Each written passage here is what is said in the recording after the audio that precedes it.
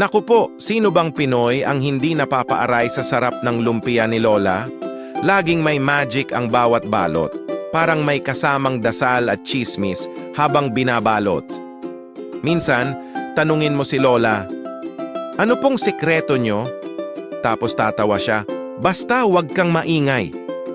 Akala mo simple lang, giniling, gulay, itlog.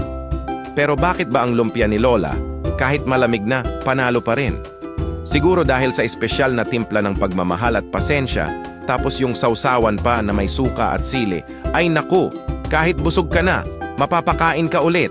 Minsan nga, yung recipe, parang family heirloom, ipapasa lang sa paboritong apo. At kapag may handaan, ang lumpia ni Lola ang bida, kahit ilang platito pa ang ilabas, ubos agad.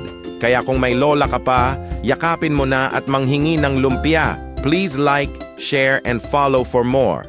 Pero teka, wait. Hanap nyo ba ay panggisa o pangluto na madaling gamitin? Try nyo ang Magic Sarap All-in-One Seasoning. Pampalasa na swak sa kahit anong ulam, lalo na sa lumpia ni Lola. Check nyo na lang sa Yellow Basket at don't forget to check out. Ariga, thanks.